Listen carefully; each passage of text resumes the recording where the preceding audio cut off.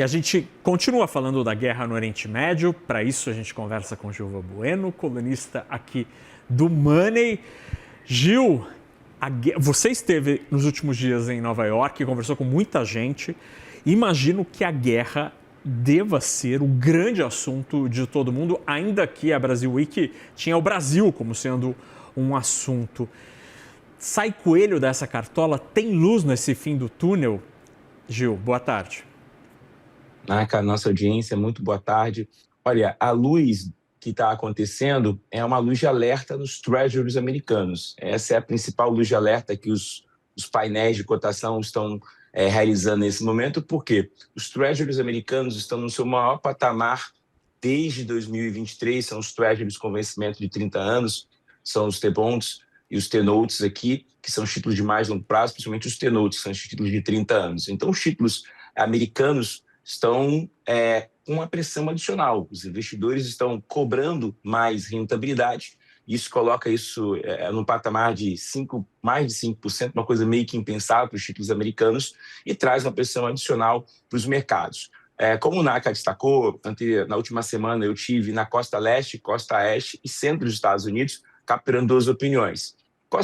Nova York, eu sempre falo que você não consegue ter essa captura tão pungente da economia americana, porque é uma cidade cosmopolita, e principalmente São Francisco, onde eu estava, que é a costa oeste, e curiosamente são dois estados democratas. E no centro, ali onde eu estive, em Nebraska, é sim o grande eixo americano, onde as coisas acontecem. Ali, que eu consegui capturar da população, que não está sendo muito impactada pelos treasuries americanos, o principal título que eles possuem hoje para entender o risco americano, que são os preços da gasolina. A gasolina hoje é uma questão que trouxe uma sensibilidade, porque antes dos conflitos, o galão era algo em torno de $2,60, $2,80, ali no meio oeste, em Nebraska, e agora estava próximo de $4 o barril, o galão. Então, isso traz aqui uma pressão adicional, e é isso que os investidores estão falando. Então, a gente está aqui olhando para os monitores, a gente tem os títulos de renda fixa. A gente está olhando para a economia real, é o preço da gasolina, e agora vai chegar o principal desafio,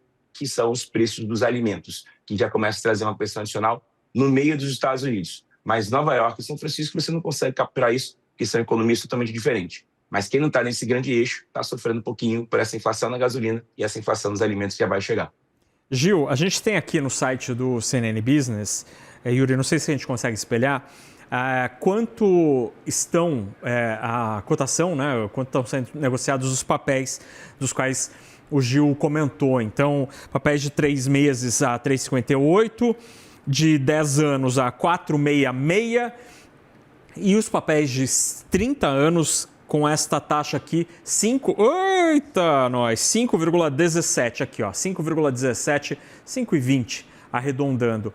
Esta é a maior taxa nos papéis de 30 anos em 17 anos. O que isso quer dizer, Gil? Quer dizer que o investidor norte-americano está vendendo esses papéis com medo da inflação? É essa a leitura que pode ser feita diante disso? E quem vende treasuries de 30 anos vai para onde para tentar proteger sua grana? Naka, ótima pergunta. Por que esse título de 30 anos ele é tão importante? Porque ele é o sinônimo, assim, o termômetro do risco da economia americana. Então, toda vez que o Treasury tem uma alta muito forte, sai desse patamar de 5%, quer dizer que existe uma volatilidade, existe uma incerteza e os investidores estão cobrando muito por causa disso. Essa é a primeira variável. A sua pergunta vai nos levar para a guerra dos Treasuries. O que é a guerra dos Treasuries? Quem são os maiores detentores da dívida americana? Nós sabemos que Japão e China tem muito essa posição. E a guerra dos treasuries ela foi desenhada numa ideia de que se a China e o Japão começassem a vender os títulos americanos, isso ia exigir mais rentabilidade. Então, muitas vezes as pessoas falavam, muitos economistas falavam que a China poderia começar, por exemplo, a vender os treasuries americanos, trazendo uma pressão adicional.